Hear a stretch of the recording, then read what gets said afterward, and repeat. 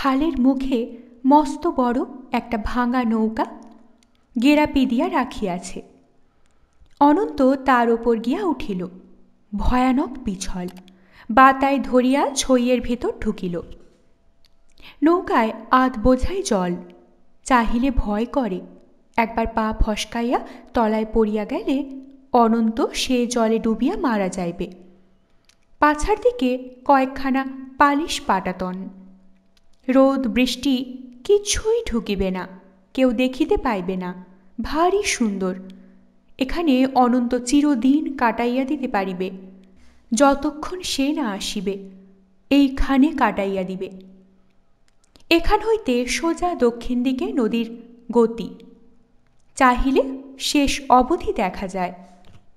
বহু দূর দূরান্ত হইতে, দক্ষিণের রাজ্য হইতে কেউ বুঝি ঢেউ চালাইয়া দেয়। সেই ঢেউ আসিয়া লাগে অনন্ত এই নৌকাখানাতে। সেদিকে চোখ মেলিয়া চাহিতে থাকে, কিন্তু সে তো ওদিক হইতে আসবে না, সে আসবে পশ্চিম দিক হইতে। অনন্ত একবার পশ্চিম দিকে যত দূর চোখ যায় চাহিয়া দেখে, সে আসে না। ব্যর্থতায় তার মন ভরিয়া যায়, আবার দক্ষিণ দিকে যায়। দেখে নদী কত দীর্ঘ। এই দীর্ঘতা তার মন আশায় ভরাইয়া দেয়। বিকালে ক্ষুধা পাইলে চুপি চুপি নামিয়া আসিয়া সেই পানওয়ালার সামনে দাঁড়াইল। আজ হাটবার নয়। পানওয়ালা তেমনিভাবে পান ভাজাইয়া চলিয়াছে। তার ইঙ্গিত পাইয়া এক হাঁড়ি জল তুলিয়া দিল। সেও প্রতিদানে এক গোছা পান তার দিকে ফেলিয়া দিল। অনন্ত পান লইল না। কি ভাবিয়া লোকটা একটা পয়সা দিল। অনন্ত এক পয়সার ছোলা ভাজা খাইয়া দেখিল পেট ভরিয়া গিয়াছে। কালো আঁধার। পাটাতনে শুইয়া খুব ভয় করিতেছিল, কিন্তু কখন ঘুমাইয়া পড়িয়াছে। সকালে জাগিয়া দেখে সারা রাত তার মা ঠিক তার কাজটিতে শুইয়া গিয়াছে। তার দেহের উষ্ণতা এখনো পাটাতনে লাগিয়া পড়িয়াছে। সকালে জাগিয়া দেখে সারা রাত তার মা ঠিক তার কাজটিতে শুইয়া গিয়াছে। ওরা মিথ্যা কথা বলিয়াছে। মা কি কখনো তার অনিষ্ট করিতে পারে? মা দিনের বেলা দেখা দিতে পারে না, মরিয়া গিয়াছে বলিয়া, কিন্তু রাতে ঠিক আসিবে, আর সে কিছুরই ভয় করিবে না। বড় ঘটা করিয়া বড় তেজ দেখাইয়া চলিয়া গিয়াছে ছেলেটা। যেখানেই থাক মরিবে না ঠিক। একটা গোটা মানুষ মরিয়া যাওয়া কি এতই সহজ? সে যদি আর কখনো ফিরিয়া এ ঘরে না আসিত, কেউ যদি তাকে দেখিতে পাইয়া সঙ্গে করিয়া নিয়া মানুষ করিত, কোন মুখে আর সে এ ঘরে আসিবে? ঈশ্বর করুন আর যেন সে ফিরিয়া না আসে, যার মা নাই। দুনিয়ার সব মানুষই তার কাছে সমান। আর কোনো মানুষের বাড়িতে সে চলিয়া যাক। 4 দিন পরের এক দুপুরে নারীদের মজলিসে বসিয়া সুবলার বউ এই কথাগুলি ভাবিতেছিল।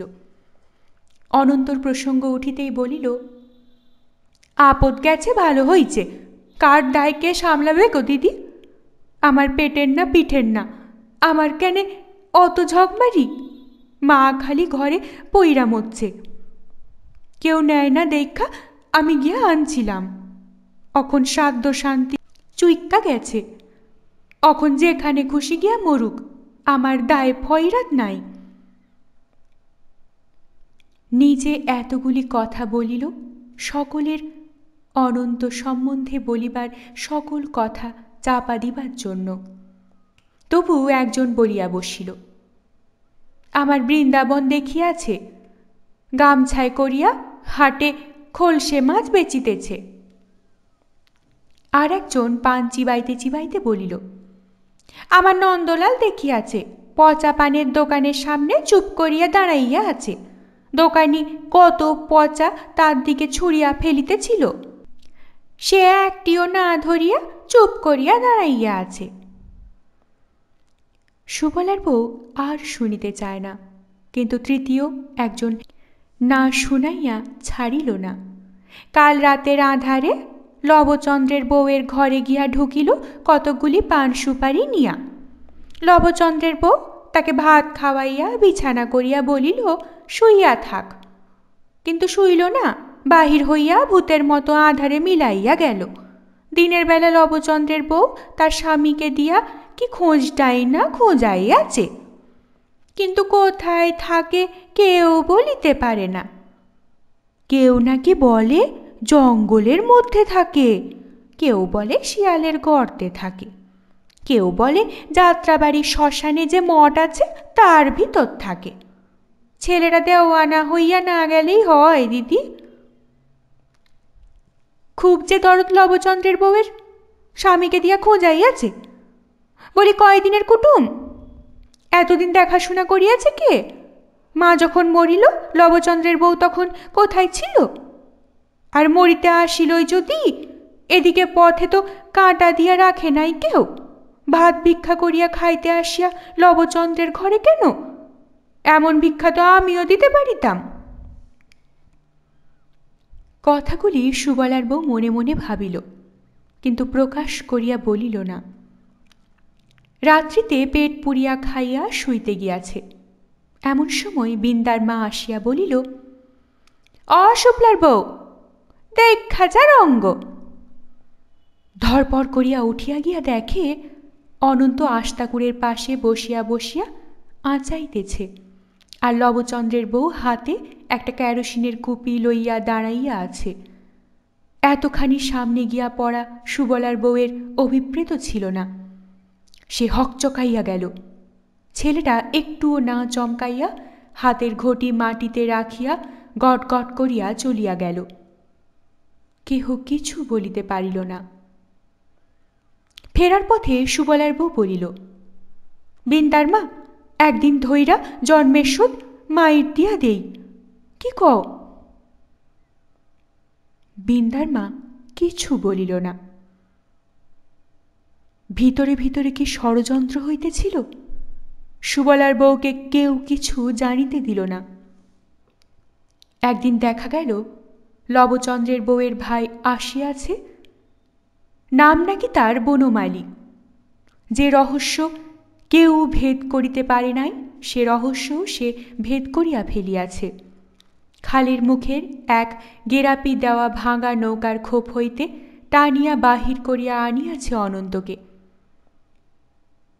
তার পরের দিন দেখা গেল তারা তিনজনে মিলিয়া নৌকায় গিয়া উঠিয়াছে। সব কথা শুনিয়া সুবলার বউর যাইতে প্রবৃত্তি হইতেছিল না। বিন্দার মা জানে তার ব্যথাটা কোথায়, বলিল, এতদিন পাল্লি লাল্লি, খাওয়ালি ধাওয়ালি, আইজ পরে লইয়া যায়। কোন দিন দেখবি কি দেখবি না, শেষ দেখা একবার দেখা দে। হ্যাঁ, শেষ দেখা একবার দেখিতে হইবে। সুবলার বউ উঠিয়া পড়িল। ঘাটের কাছে অনেক নারী গিয়া জমিয়াছে। সাহাপাড়ার এক নারী ঝাঁকুনি মারিয়া কলসি কাকালের ওপরে তুলিতে তুলিতে মালোপাড়ার এক নারীকে বলিল, কাকে কে লইয়া যাইতেছে গো দিদি? লবচন্দ্রের বউ উদয়তারাকে তার দাদা বনমালী নিতে আসিয়াছে, নিতেছে। আমার বাপের বাড়ি তার বাপের বাড়ি এক গাঁয়ে, পাশাপাশি ঘর। বুঝলাম। নারীদের দলে গিয়া সুবলার বউও দাঁড়াইল। দেখিল দুইজনেই মহা খুশি। উদয়তারা মাঝে মাঝে ছড়া কাটিয়া রঙ্গ করিতেছে, আর অকৃতজ্ঞ কুকুরটা খুশি মনে এদিক ওদিক চাহিয়া দেখিতেছে। উদয়তারা এখন আর লবচন্দ্রের বউ নহে, এখন সে বনমালীর বোন।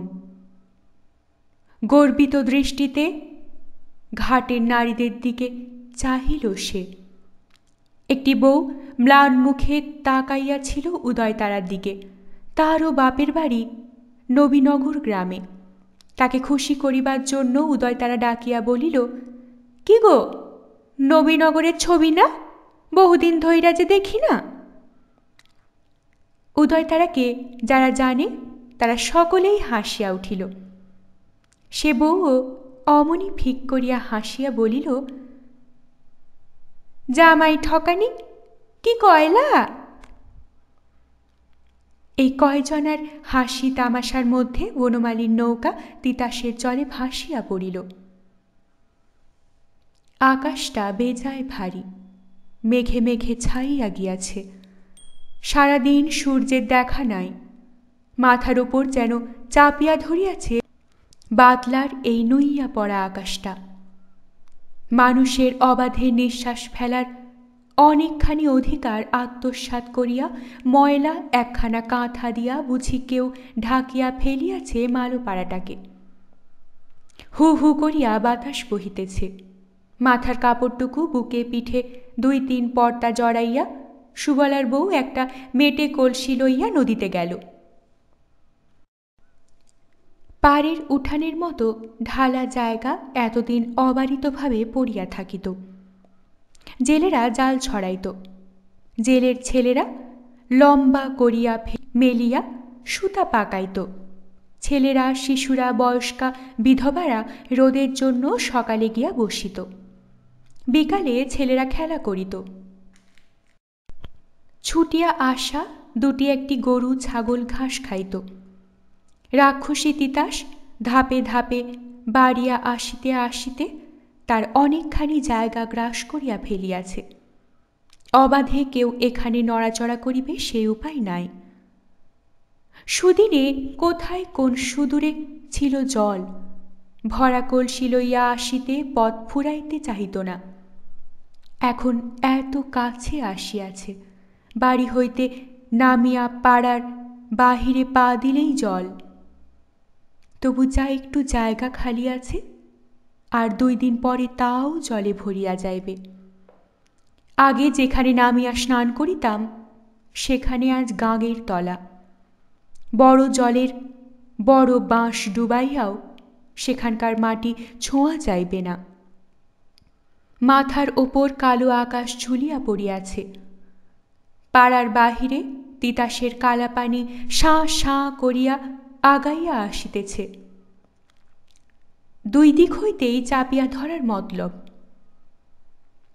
দক্ষিণ দিকে চাহিলে নির্ভরসায় বুক কাঁপিয়া ওঠে। আষাঢ় শেষ হইয়া গিয়াছে। মাঠ ঘাট যতদিন ডাঙ্গা ছিল, বৃষ্টির জল তাহাদের ধুইয়া মুছিয়া সাদা গেরুয়া অনেক মাটি লইয়া গিয়া নদীতে পড়িত। এখন সেসব মাঠ ময়দান জলের তলায় চাপা পড়িয়াছে। তাহাদের ওপর এখন বুক জল, সাঁতার জল। সব পলিমাটি জলের তলে থিতাইয়া রহিয়াছে। ওপরে ভাসিয়া রহিয়াছে নির্মল জল। তিতাসের জল তাই সাদাও নয়, গৈরিকও নয়, একেবারে নির্মল, আর নির্মল বলিয়াই কালো। সেই কালো জলের ওপর দিয়া ঢেউয়ের পর ঢেউ আসিয়া এখানে আছাড় খাইতেছে। ঢেউয়ে ঢেউয়ে জল কেবল আগাইয়া আসিতেছে। জেলেদের হইয়াছে ঝকমারি। ঘন ঘন নাও বাঁধা, খুঁটি বদলাইতে হয়। একদিন হাঁটু জলে গলুই রাখিয়া খোঁটা ছিল, পাছার খোঁটা ছিল বুকের জলে। 3 দিনের দিন গলুইয়ের খোঁটায় হইয়াছে কোমর জল, আর পাছার খোঁটায় 7 তার পানি। নৌকায় উঠিতে কাপড় ভিজাইতে হইতেছে। তোল আবার খুঁটি, আগাইয়া আনো নাও, আরও মাটির কাছে। এইভাবে খুঁটি তোলাতুলি করিতে করিতে শেষে নাওয়ের গলুইয়ে পল্লীর গায়ে আসিয়া ঠেকিল। নতুন জল মালোপাড়ার গায়ে ধাক্কা দিয়া তার পূর্ণতা ঘোষণা করিয়াছে। ঘর বাড়ির কিনারায় বেদঝোপ, বনজজমানি, ছোটকির গাছগাছালি ছিল। নতুন জলের তলায় এখন সেগুলি কোমর অবধি ডুবিয়া গিয়াছে। তার আশেপাশে ঢেউ ঢোকে না, স্রোত চলে। সেই স্রোতে নিরিবিলিতে উজাইয়া চলে ছোট ছোট মাছ।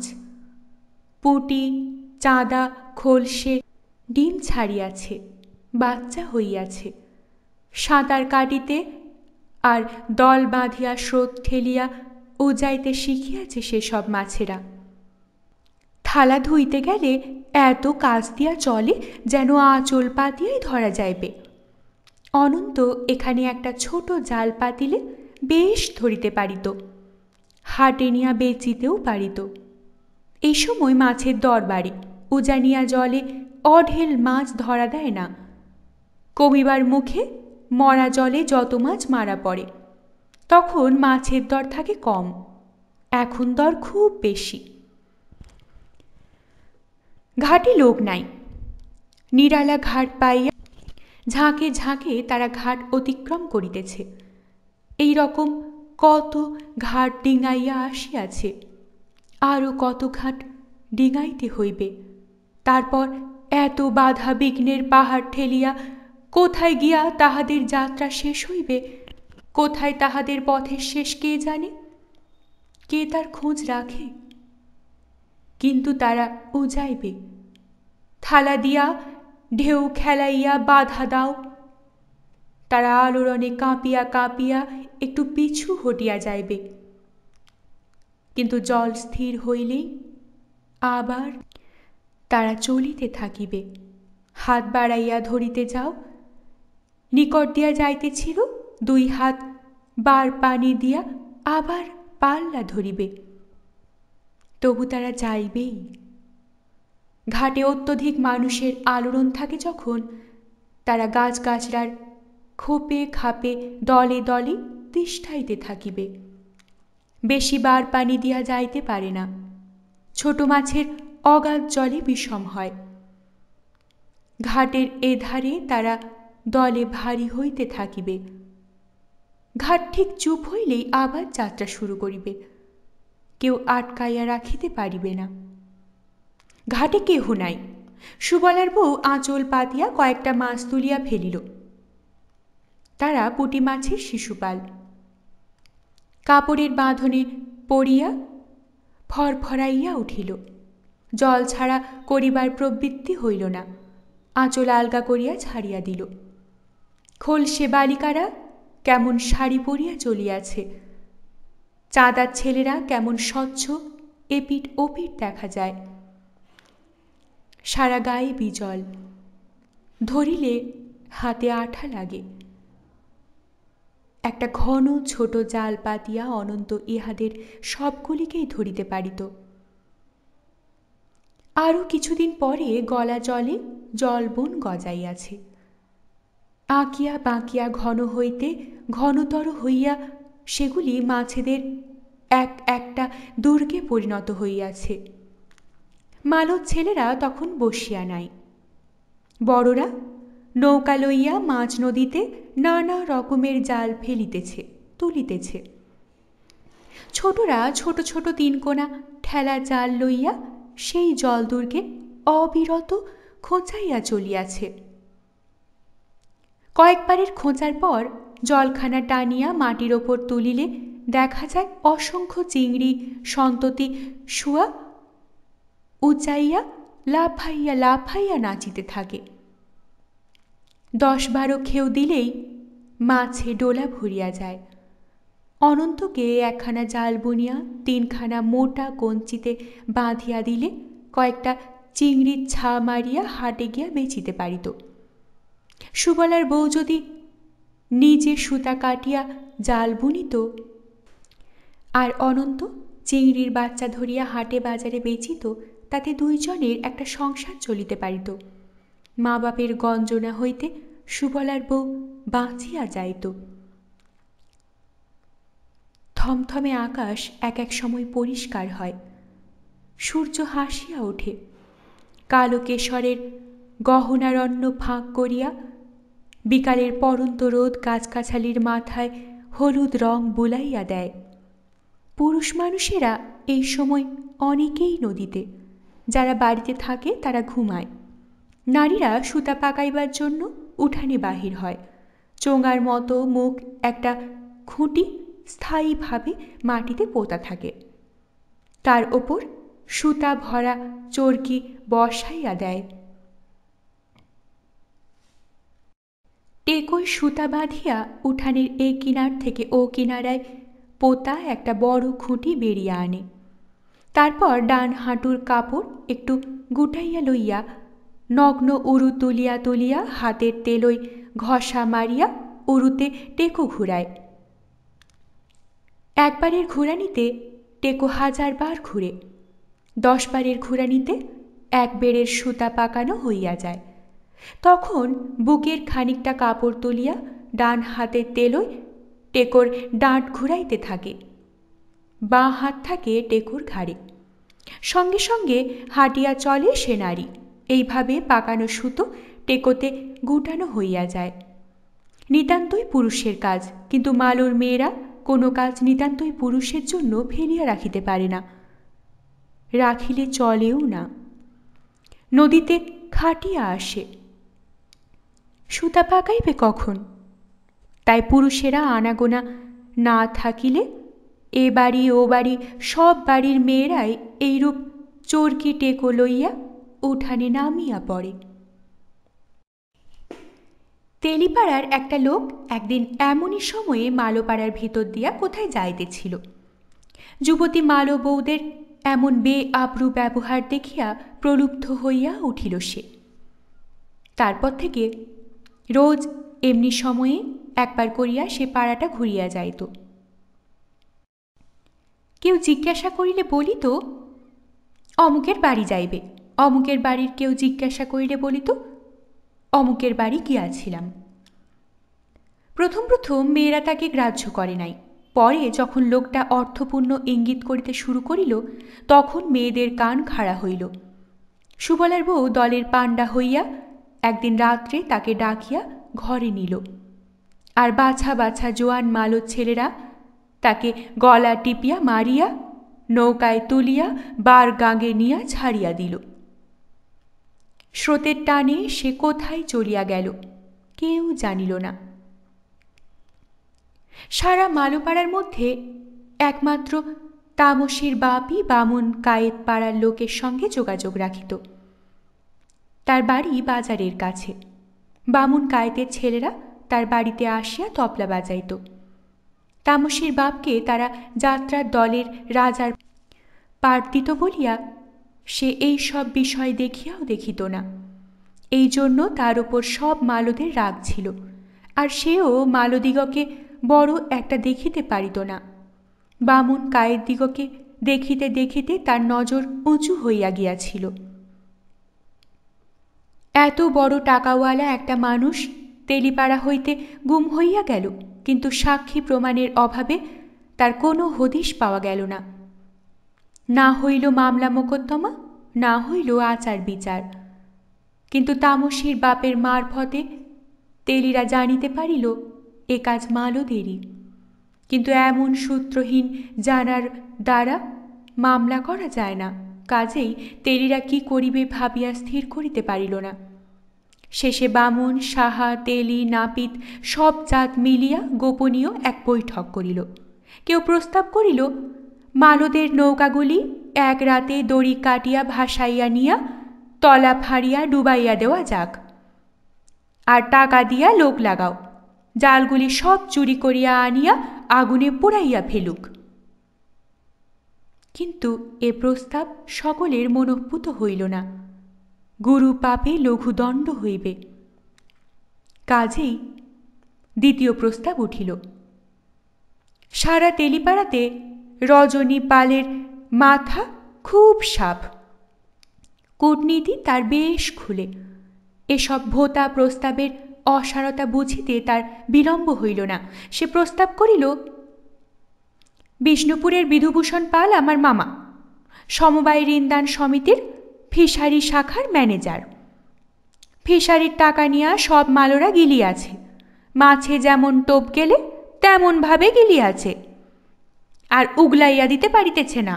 সুদ কম বলিয়া লোভে লোভে ধার করিয়াছিল, এখন চক্রবৃদ্ধি হারে সুদে আসলে বাড়িয়াছে। জানোই তো সমবায় সমিতির টাকা কত অত্যাচার করিয়া আদায় করা হয়, মামাকে গিয়া জানাইয়া দি। প্রত্যক্ষ মালোকে যেন ব্যাঙ নাচানি নাচাইয়া ছাড়ে। কিন্তু এ প্রস্তাবও কারও মনঃপুত হইল না। মামা কখন আসিবে কে জানে। বড় সুদূর প্রসারী প্রস্তাব, গরম গরম কিছুই করা হইল না। শেষে একটা প্রস্তাব তুলিল রজনী পালের ভাই। কে মাগি তাকে ডাকিয়া ঘরে নিয়াছিল, তাকে ধরিয়া আনিয়া আসো। কয়েক পাইক মদ কিনো, তারপর নিয়া চলো ভাঙা কালীবাড়ির নাট মন্দিরে। কিন্তু ব্যাপার আপাতত বেশি আর গড়াইল না। তেলিপাড়া ও মালোপাড়া উভয় পাড়ার প্রস্তাবে পর্যবসিত হইল। তবে মালোপাড়ার সঙ্গে আর সব পাড়ার একটা মিলিত বিরোধের যে গোড়াপত্তন সেই দিন হইয়া থাকিল, তার আর উৎপাটিত হইল না। পথে রাত হইয়া গেল। বর্ষার প্রশস্ত নদীর ওপর মেঘ ভরা আকাশের ছায়া দৈত্যের মতো নামিয়া পড়িয়াছে। অনন্ত বসিয়া বসিয়া তাহাই দেখিতেছিল। পরে একসময় চারিদিক গাঢ় আধারে ঢাকিয়া গেলে আর কিছু দেখা গেল না। উদয়তারা দুই দিক খোলা ছইয়ের ভেতর হইতে ডাকিয়া বলিল, আয় রে অনন্ত, ভিতরে আয়। বনমালী পাছায় থাকিয়া প্রচণ্ড শক্তিতে হাল চালাইয়াছে। তার দাপটে হালের বাঁধন দড়ি ক্যাঁচ কোঁচ করিয়া কাঁদিয়া উঠিতেছে, আর সারা নাখানা এক টানা হেলিয়া দুলিয়া কাঁপিয়া চলিয়াছে। সেই দোলায়মান নৌকার বাঁশের পাতনির ওপর পা টিপিয়া টিপিয়া অনন্ত ছইয়ের ভিতরে আসিল। উদয়তারাকে দেখা যাইতেছে না। আন্দাজ করিয়া তার কাছে গিয়া বসিল। কিছু বলিল না। ঘুম পাইতেছিল, পাটাতনের ওপর ছোট্ট শরীরখানা এলাইয়া দিয়া সরিয়া পড়িল। মশার কামড়ে আর নৌকার দোলানিতে একবার তার ঘুম খুব পাতলা হইয়া আসিল। মাথাটা যেন নরম কি একটা জিনিসের ওপর পড়িয়া আছে, তুলার মতো নরম আর চাঁদের মতো শীতল। আর রাশি রাশি ফুলঝুরি নামাইয়া রাখা এক পাট আকাশকে বুঝি অনন্তর গায়ের ওপর চাপাইয়া ধরিয়া রাখিয়াছে। ওই যে আকাশের ওপর দিয়া এদিক হইতে ওদিক চলিয়া গিয়াছে কি একটা উজ্জ্বল সাগো। কিছুদিন আগের দেখা সেই রামধনুরই যেন একটা। 7 রঙা ধনুটি গা ঢাকা দিয়া আছে, আর তার ছিলাটি অনন্তর জন্য বাড়াইয়া দিয়াছে। উজ্জ্বল কাঁচা সোনার রং তার থেকে ঠিকরাইয়া পড়িতেছে, আর তার চারিপাশে ভিড় করিয়া আছে লাখ লাখ তারা। হাত বাড়াইলেই ধরা যাইবে। আর তারই ওপর ঝুলিয়া অনন্ত আকাশের এমন এক রহস্যলোকে যাত্রা করিবে, যেখানে থাকিয়া সে কেবল অজানা জিনিস দেখিবে। তাহার দেখা আর কোনো কালেই ফুরাইবে না।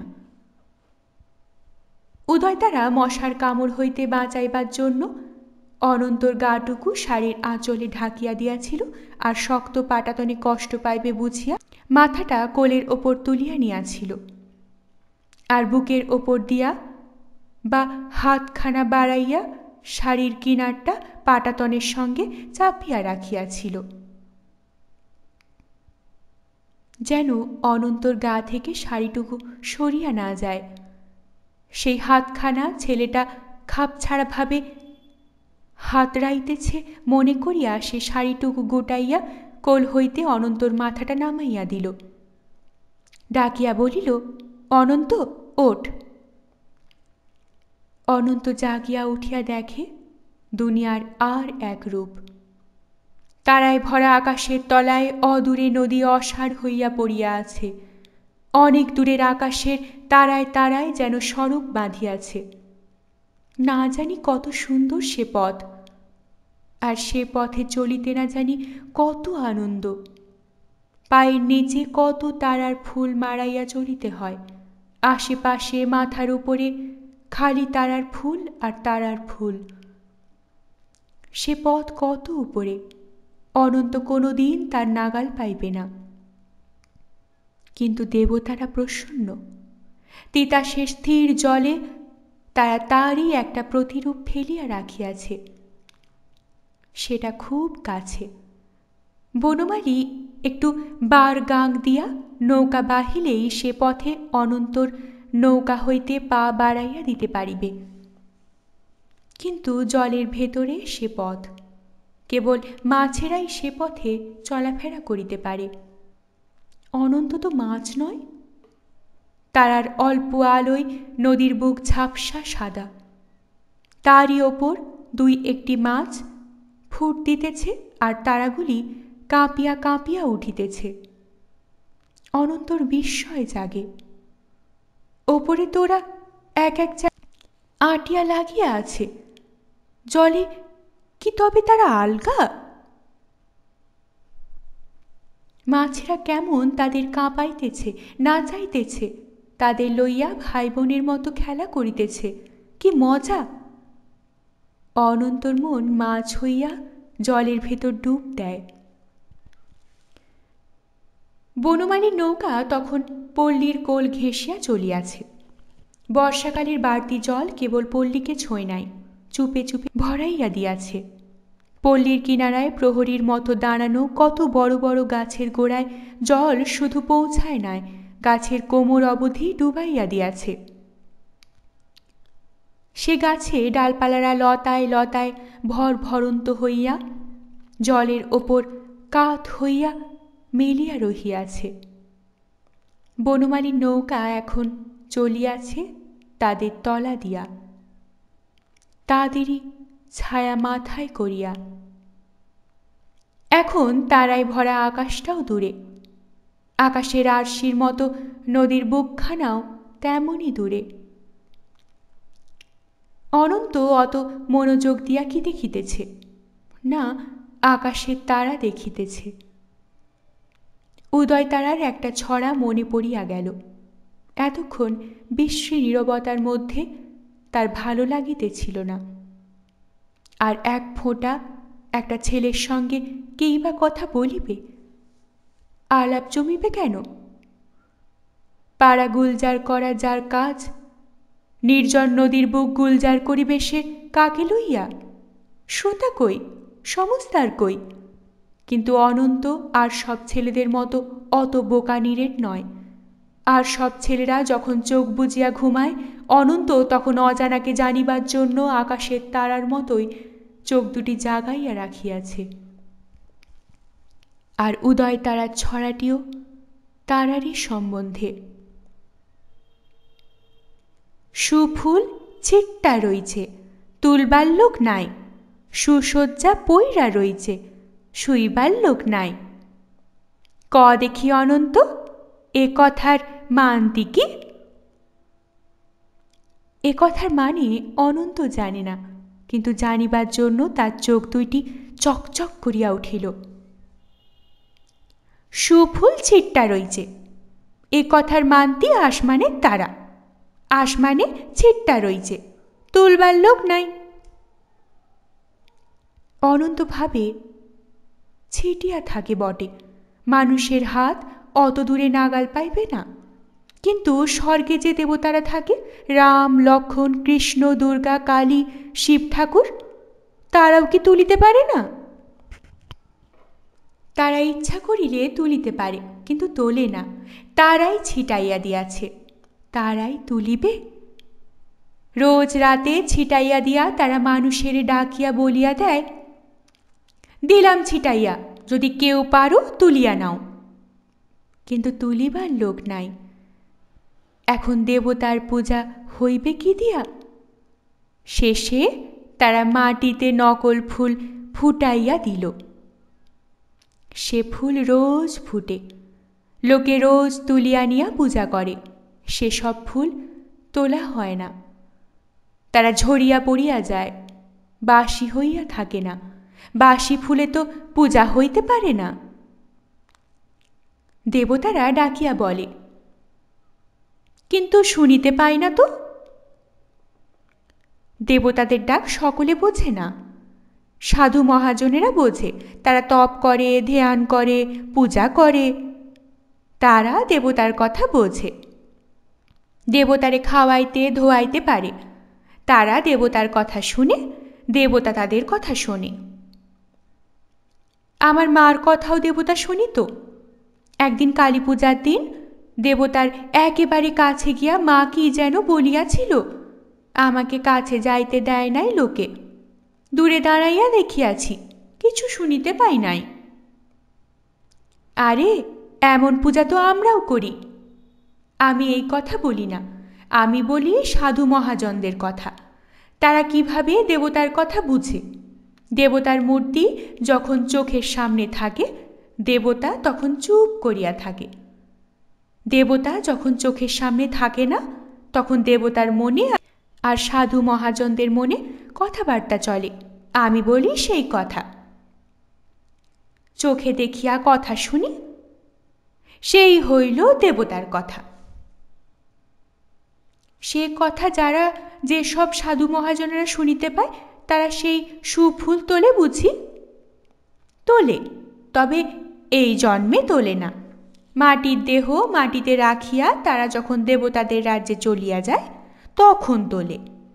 স্বর্গে রোজ কাশি ঘণ্টা বাজে, তার একটি মাত্র ফুল তুলিয়া তারা পূজা করে। সে ফুলটি আবার আসিয়া ছিটিয়া থাকে। অনন্তর মনে শেষ প্রশ্ন এই জাগে, গাছ দেখি না, পাতা দেখি না, খালি ফুল ধরিতে দেখি, সেসব ফুল কি তবে বিনা গাছের ফুল? শীতল পাটির মতো স্থির নিশ্চল তিতাসের বুকের ওপর একবার চোখ বুলাইয়া উদয়তারা বলিল, আর সুসজ্জা পইরা আছে, শুইবার লোক নাই, এর মান্তি কই শুন। সুসজ্জায় গাং, কেমন সুবিছনা, ধুলা নাই, ময়লা নাই, উঁচা নাই, নিচা নাই, পাটির মতো শীতল, শুইলে শরীর জুড়ায়, কিন্তু শুইবার মানুষ নাই। আছে আছে, একজন আছে, সে অনন্ত। জলের ওপর কঠিন একটুখানি আবরণ পাতিলে সে হাত পা ছড়াইয়া চিত হইয়া কাত হইয়া উপুর হইয়া শুইয়া থাকিতে পারে। নদীর স্রোত তাহাকে দেশ দেশান্তরে ভাসাইয়া নিবে, কেউ তাহাকে দোলা দিবে, চারিদিকের আধারে কেউ জাগা থাকিবে না। জাগিয়া থাকিবে সে আর তার চারিদিকের আধার আর ওপর আকাশের তারাগুলি, আর জাগিয়া থাকিবে জলের মাছগুলি। সে ঘুমাইয়াছে মনে করিয়া তারাও তার চারিদিকের দল বাঁধিয়া ভাসিয়া চলিবে। জাগিতে জাগিতে ক্লান্ত হইয়া একসময় তার ঘুম আসিবে, রাত ফুরাইবে, কিন্তু ঘুম ভাঙিবে না। সকাল হইবে, সূর্য উঠিবে। এপার ওপার দুই পারের ছেলে মেয়ে নারী পুরুষ কাতারে কাতারে দাঁড়াইয়া দেখিবে আর ভাবিবে, অনন্ত বুঝি জলে পড়িয়া গিয়াছে। হায় হায়, কি হইবে, অনন্ত জলে পড়িয়া গিয়াছে। আর তখন ঘুম ভাঙিবে। তাহাদের দিকে চাহিয়া চোখ কচলাইয়া মৃদু হাসিয়া আমি তখন জলের ওপর উঠিয়া বসিব। তারপর আস্তে আস্তে হাঁটিয়া তাহাদের পাশ কাটাইয়া কাজের দিনের কাজে চলিয়া যাইব। অনন্তর কল্পনার দৌড় দেখিয়া উদয়তারা হাসিয়া উঠিল। দেহে প্রাণ থাকিতে কেউ নদীর ওপর শোয় না। প্রাণ পাখি যখন উড়িয়া যায়, দেহ খাঁচা তখন শূন্য। যারা পোড়াইতে পারে না, জল সই করিয়া ভাসাইয়া দেয়। এই জল বিছানায় শুইবার মানুষ শুধু তো সে। তুই শুইতে যাবি কোন দুঃখে? তুই কি লখাই পণ্ডিত? হ, আমি লখাই পণ্ডিত। মোটে একটা আখর শিখলাম না, আমি হইলাম পণ্ডিত। আরে পড়ালেখার পণ্ডিতের কথা কই না, কই সদাগরের ছেলের কথা। লখাই ছিল চাঁদ সদাগরের ছেলে। কালনাগের দংশনে মারা গিয়াছিল। তখন একটা কলা গাছের ভেলায় করিয়া তারে জলে ভাসাইয়া দিল, আর উজান ঠেলিয়া সেই ভেলা ভাসিয়া চলিল। তার বউ ভেলাইয়া সুন্দরী ধনুক হাতে লইয়া নদীর তীরে থাকিয়া ভেলার সঙ্গে সঙ্গে চলিল। লখাই পণ্ডিত তো মরা, একলা ভেলাইয়া সুন্দরী চলিল। সদাগরের নাও তারে তৈল্লা লইয়া গেল না। ধনাগোদার ভাই মনাগোদার নিতে চাইয়াছিল, ভেলাইয়া তাকে মামা শ্বশুর ডাকাতে ছাড়িয়া দিল।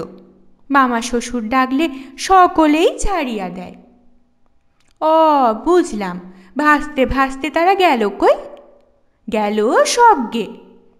সেখানে দেবগণের সভাতে ভেলাইয়া সুন্দরী নৃত্য করিল, করিয়া মহাদেবার চণ্ডীকে খুশি করিল। তাদের আদেশে মনসা তখন লখাই পণ্ডিতেরে জিয়াইয়া দিল। মরা মানুষেরে জিয়াইয়া দিল তো? হ্যাঁ, জিয়াইতে গিয়া দেখে পায়ের গোড়ালি নাই, মাঝে খাইয়া ফেলিয়াছে। মরা ছিল বলিয়াই খাইয়াছে, জ্যান্ত থাকিলে লখাই পণ্ডিত মাছেদের ধরিয়া বাজারে নিয়া বেচিত। কিন্তু নদীর উজান ঠেলিতে ঠেলিতে একদম স্বর্গে যাওয়া যায়, যেখানে দেবতারা থাকে। হ্যাঁ, নদীর সৃজন হইয়াছে হিমাইল রাজার দেশে। সেই দেশে স্বর্গে সংসারে মিলন হইয়াছে। যুধিষ্ঠির মহারাজা সেই দেশে গিয়া তারপর হাঁটিয়া স্বর্গে গেল। চাঁদের দেশে, তারার দেশে, রামধনুর দেশে তাহা হইলে হাঁটিয়াও যাওয়া যায়। আর একটু বড় হইলে যখন রোজগার করিতে পারিবে, তখন হাতে কিছু পয়সা হইবে। সেই সময় অনন্ত একবার নদীর তীর ধরিয়া হিমাইল রাজার দেশে যাইবে, আর সে দেশ হইতে পায়ে হাঁটিয়া স্বর্গে যাইবে। অনন্তর সব শ্রদ্ধা প্রণতি হইয়া লুটাইয়া পড়ে। তুমি অত জানো, তোমারে নমস্কার। নৌকাটা হঠাৎ কিসে ধাক্কা খাইয়া থামিয়া গেল। কোমর জলে দাঁড়ানো মোটা মোটা গাছের জলের ওপর দিয়া অনেক ডাল মেলিয়াছে, অজস্র পাতা মেলিয়াছে। সেই ডালপালার গহনারণ্য মাথায় করিয়া নৌকা ঘাটের মাটিতে ঠেকিয়াছে। উদয়তারা তন্দ্রা আসিয়াছিল, সচকিত হইল। বনমালী পাছার খুঁটি পুঁতিতেছে। নৌকার এক টানা ঝাঁকুনিতে টের পাইল উদয়তারা। সুদিনে তার বিবাহ হইয়াছিল। সুদিনে সে এখান হইতে বিদায় হইয়াছে। তখন এসব জায়গা ছিল ডাঙা, জল ছিল অনেক দূরে গাঙের তলায়। তারপর উদয়তারার কত বর্ষা কাটিয়াছে জামাই বাড়িতে। এখানে কোনো বর্ষার মুখ বিবাহের পর থেকে দেখে নাই। তবু পরিচিত গাছগুলি আধারেও তার মনে জল জল করিয়া উঠিল। তার তলার মাটি তখন শুকনা ঠনঠনে। সে মাটিতে বসিত চাঁদের হাট। ছেলেরা খেলিত গোল্লা ছুট খেলা, আর মেয়েরা খেলিত পুতুলের ঘরকন্যা খেলা। কত ঠান্ডা ছিল এর তার বাতাস, আর এখন এর তলায় ঠান্ডা জল থই থই করে। উদয়তারার বয়সী মেয়েরা চলিয়া গিয়াছে পরের দেশে, পরের বাড়িতে, আর ছেলেরা এখন বড় হইয়া এ জলে স্নান করে। পান সুপারির 3 কোণার থলে একখানা কাপড় আর টুকিটাকি জিনিসের একটা ছোট পুটুলি গুছাইয়া উদয়তারা অনন্তের হাত ধরিয়া মাটিতে পা দিল। দিস কইরা পা বাড়াইবি অনন্ত, না হইলে পইরা যাইবি যে পিছলা। পদে পদে পতনোন্মুখ অনন্ত শক্ত করিয়া উদয়তারার হাতখানা ধরিয়া বলিল, আমি পড়িয়া যাই, তুমি তো পড়ো না। আমার বাপ ভাইয়ের দেশ, চীনা পরিচিত সব। বর্ষার কত লাই খেলা খেলিয়াছি, সুদিনে কত পুতুল খেলা খেলাইয়াছি। খেলায় বুঝি খুব নিশা ছিল তোমার? আমার আর কি আছিল, নিশা ছিল আমার বড় ভইন নয়নতারার, ছোট ভইন আসমান তারারও কম আছিল না। এই খেলার লাগি মায়ে বাবায় কত গালি দিয়েছে, পাড়ার লোকে কত 7 কথা 5 কথা শুনাইয়াছে। 3 ভইন একসাথে খেলাইছি বেড়াইছি, কেউ রেগে রাজ্য করছি না। তারপর 3 দেশে 3 ভইনের বিয়া হইয়া গেল। সে অবধি দেখা নাই বুঝি? না, গাঁগে গাঁগে দেখা হয়, তবু ভইনে ভইনে দেখা হয় না। বড় ভালো মানুষ আমার বড় ভইন নয়নতারা আর ছোট ভইন আসমান তারা। তারার মেলা। অনন্ত নামগুলি একবার মনে মনে আওড়াইয়া লইল। ভালো লাগলে অবশ্যই লাইক করবেন, শেয়ার করবেন। পরবর্তী পর্বে চোখ রাখতে চ্যানেলটিকে অবশ্যই সাবস্ক্রাইব করবেন ও প্রতিটি পর্ব মিস না করার জন্য বেল আইকনটি প্রেস করবেন। আপনাদের অভিমত কমেন্ট বক্সে অবশ্যই জানাবেন। অনেক ধন্যবাদ। নমস্কার।